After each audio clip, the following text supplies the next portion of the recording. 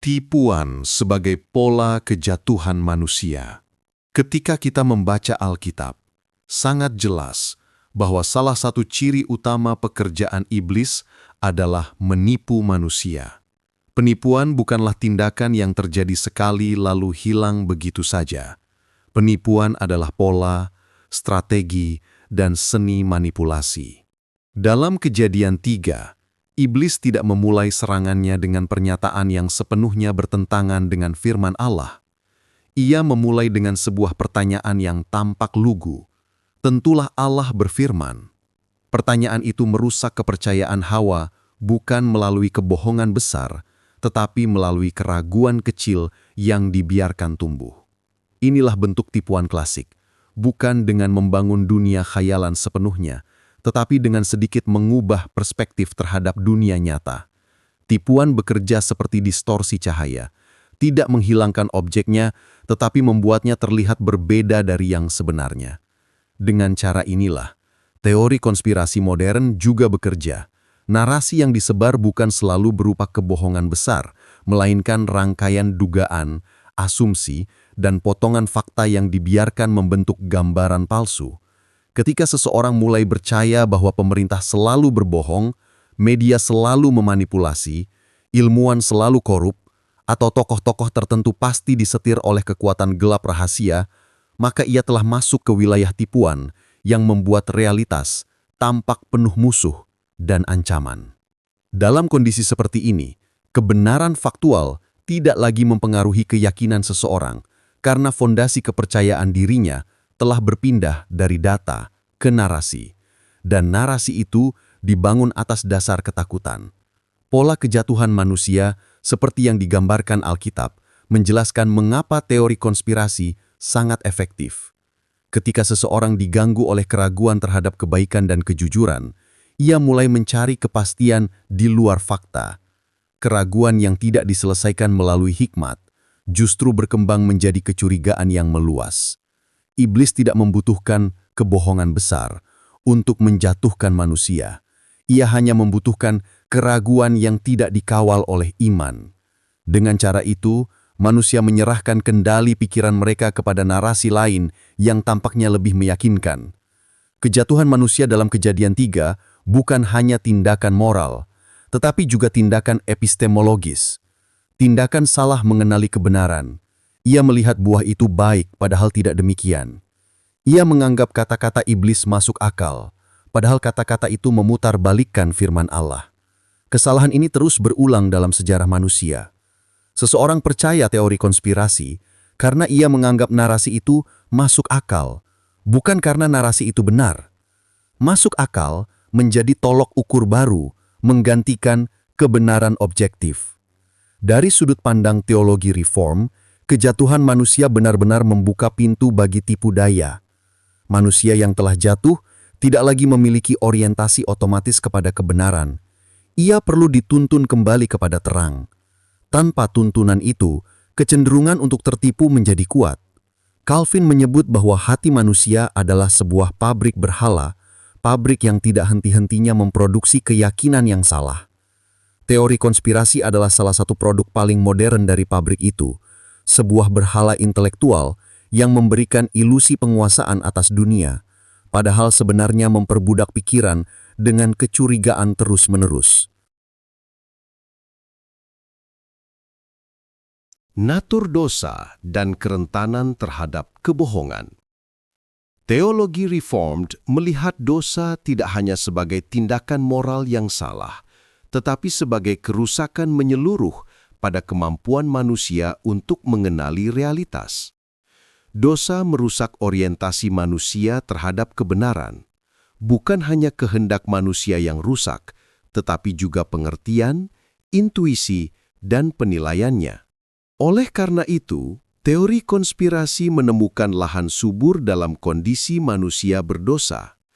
Dalam dunia psikologi kognitif, kita mengenal berbagai bias seperti confirmation bias, motivated reasoning, dan patternicity. Semua ini menjelaskan kecenderungan manusia untuk melihat apa yang ingin ia lihat, bukan apa yang sebenarnya ada. Namun bagi teologi Reformed, bias ini bukan sekadar kelemahan psikologis. Mereka adalah ekspresi dari natur manusia yang telah jatuh. Manusia berdosa tidak hanya mencari apa yang benar, tetapi apa yang mendukung egonya, ketakutannya, dan harapannya. Salah satu daya tarik utama teori konspirasi adalah rasa kontrol yang diberikannya. Ketika dunia tampak kacau, teori konspirasi menawarkan penjelasan yang memberikan kohesi. Ada kekuatan gelap rahasia yang mengatur semuanya. Ini membuat seseorang merasa bahwa dunia tidak sepenuhnya berada dalam kontrol Allah yang maha bijaksana dan kudus, melainkan berada dalam kontrol aktor gelap rahasia tertentu. Ironis, alih-alih menenangkan, narasi ini semakin menakutkan dan justru mengikat pikiran seseorang pada ketidakpercayaan akan segala sesuatu, termasuk Allah. Selain itu, teori konspirasi memberikan sesuatu yang mirip dengan gnosis, pengetahuan rahasia yang diklaim hanya dimiliki oleh kelompok tertentu. Ini membuat seseorang merasa istimewa karena ia melihat sesuatu yang orang lain tidak lihat. Dosa membuat manusia ingin lebih tinggi daripada sesamanya, dan narasi konspiratif menyediakan ruang bagi superioritas intelektual semu. Orang yang mempercayai teori konspirasi sering merasa diri sebagai orang terbangun yang mengetahui kebenaran tersembunyi, sementara dunia lainnya sedang tertidur. Kerusakan dosa juga tampak dalam cara manusia bereaksi terhadap ketakutan. Ketika manusia tidak mampu mengelola ketakutannya dengan iman, ia justru menyerap narasi-narasi yang memperkuat kecemasannya. Hal ini membuat teori konspirasi tentang pandemi, vaksin, politik, dan lainnya mudah menyebar. Manusia yang gelisah lebih tertarik pada narasi ancaman besar daripada pada penjelasan teologis yang tenang. Ketakutan membuat manusia lebih reseptif kepada tipuan daripada kepada fakta. Akhirnya, natur dosa membuat manusia ingin mencari musuh. Narasi konspiratif menawarkan musuh yang jelas, pemerintah, elit global, kelompok rahasia, bahkan gereja tertentu. Dalam dunia yang kompleks, teori konspirasi menyederhanakan konflik moral menjadi dua kubu, yaitu kami yang benar dan mereka yang jahat. Pola ini sangat akrab bagi teologi dosa. Manusia ingin menempatkan kesalahan di luar dirinya. Dengan demikian, teori konspirasi bukan hanya produk kebodohan, melainkan juga produk pelarian moral. Iblis sebagai pengacau relasi dan persepsi. Dalam Perjanjian Baru, salah satu nama iblis adalah Diabolos, yang berarti yang memecah belah. Penipuan bukan hanya merusak persepsi seseorang, tetapi juga merusak relasi yang dimiliki seseorang dengan sesama. Banyak keluarga di dunia modern mengalami ketegangan akibat perbedaan pandangan tentang teori konspirasi. Orang tua dan anak bisa saling mencurigai. Jemaat bisa curiga terhadap pendetanya. Persekutuan bisa terpecah karena perbedaan sikap terhadap isu seperti vaksin, politik global, atau kabar-kabar di media sosial. Fenomena QAnon pada tahun-tahun setelah 2020 adalah contoh yang paling ekstrim. Gerakan ini membungkus narasi konspiratif dengan bahasa moral dan religius. Ia menawarkan identitas, tujuan hidup, dan bahkan semacam nubuatan digital yang membuat pengikutnya merasa sedang berperang di pihak Allah. Bagi sebagian orang Kristen, narasi QAnon terasa lebih menarik daripada ajaran gereja karena menawarkan sensasi pertempuran kosmis yang lebih konkret. Namun di balik itu, QAnon memecah belah keluarga, meruntuhkan persahabatan, dan menciptakan segregasi informasi. Orang yang percaya QAnon sering merasa tidak bisa percaya pada siapapun yang tidak sejalan dengannya, bahkan keluarganya sendiri. Inilah strategi iblis yang sangat klasik, memecah komunitas dan merusak hubungan. Sejak awal gereja, Iblis berupaya menggoyahkan kesatuan jemaat dengan berita-berita palsu, ajaran sesat, dan rumor yang memperkeruh pikiran jemaat. Gereja mula-mula menghadapi berbagai bentuk pengajaran palsu yang mengklaim memiliki wahyu rahasia. Kini, media sosial memperluas strategi itu dengan kecepatan yang tidak pernah terjadi sebelumnya. Namun, kerusakan yang terjadi bukan hanya kerusakan relasi sosial, tetapi juga kerusakan persepsi spiritual. Ketika seseorang terlalu sering mengonsumsi narasi konspiratif, ia mulai menafsirkan dunia bukan melalui kacamata Injil, tetapi melalui kacamata kecurigaan. Ia mulai melihat ibadah, pelayanan, atau keputusan pemimpin rohani sebagai bagian dari agenda tersembunyi. Ini adalah bentuk kerusakan spiritual yang serius, karena seseorang yang tidak lagi mampu percaya, tidak lagi mampu mengasihi. Persepsi spiritualnya tidak lagi ditentukan oleh firman Allah, tetapi oleh algoritma media sosial. Ketakutan sebagai pintu masuk tipu daya. Ketakutan adalah salah satu emosi paling kuat yang mempengaruhi pengambilan keputusan manusia. Dalam Alkitab, Tuhan berulang kali berkata, "Jangan takut."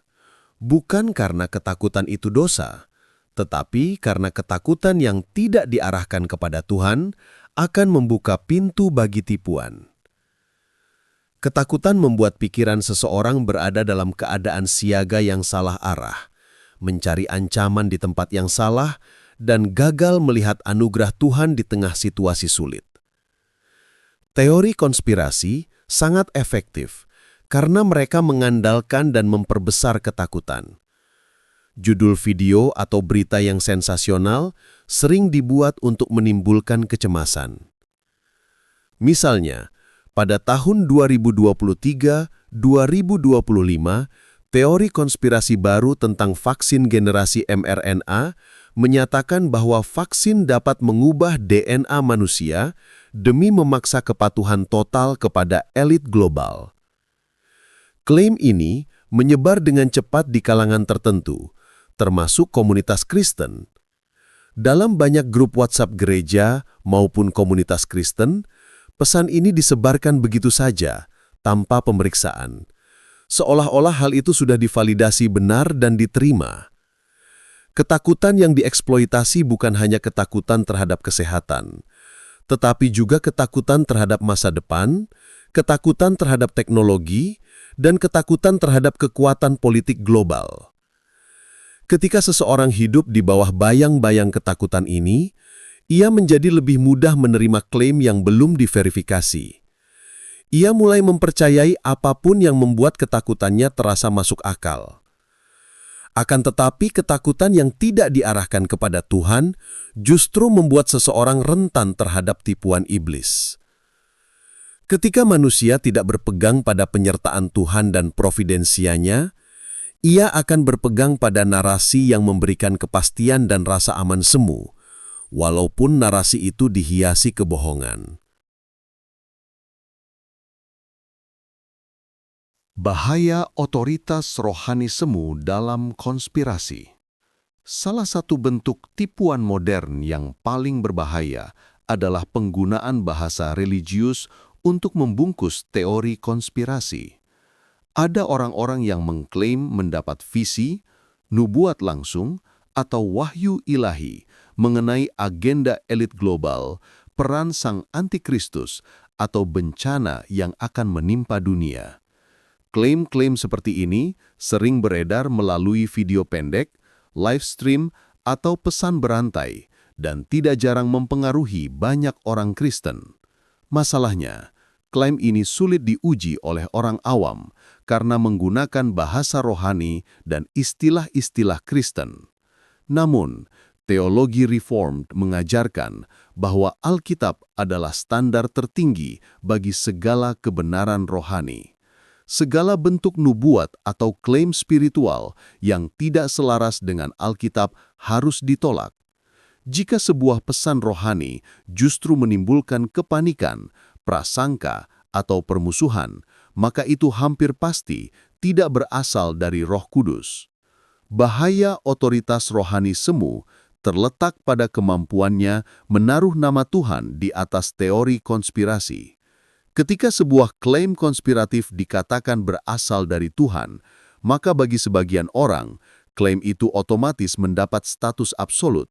Ini sangat berbahaya karena bisa membuat seseorang lebih percaya pada nabi digital daripada kepada kitab suci.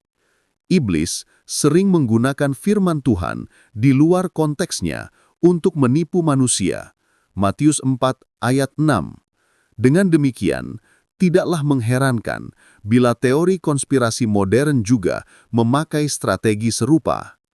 Kritik yang bijak terhadap keadaan dunia berubah menjadi paranoia rohani ketika dilandaskan pada otoritas yang salah.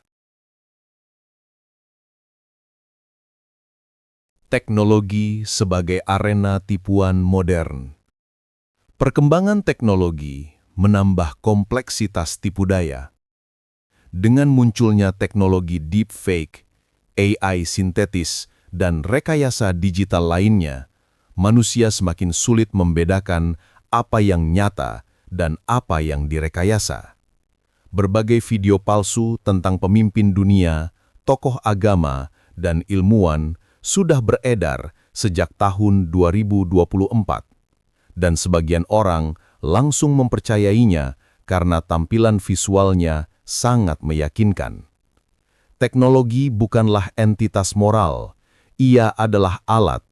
Namun, dalam tangan manusia berdosa, teknologi dapat menjadi sarana penyesatan.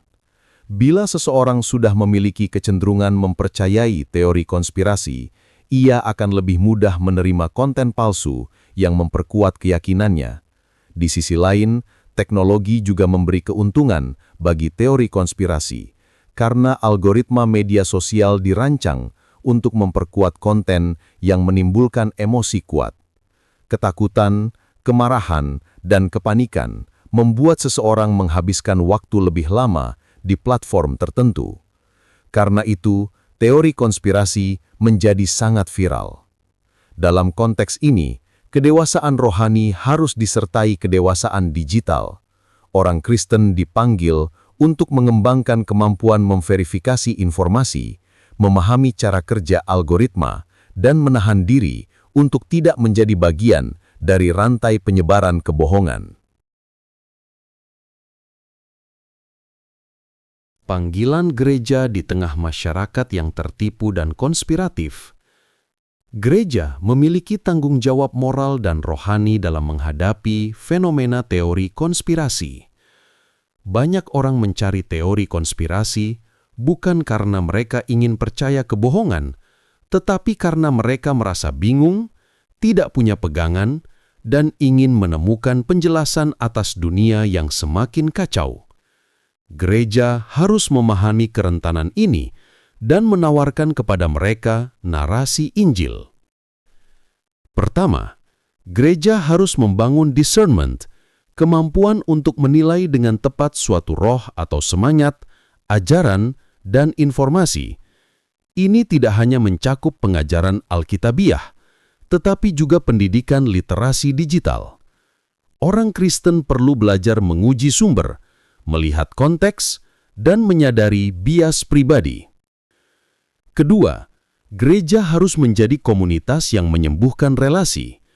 Ketika anggota jemaat berbeda pendapat tentang isu-isu publik, gereja harus menjadi tempat bagi dialog yang penuh kasih, bukan konflik.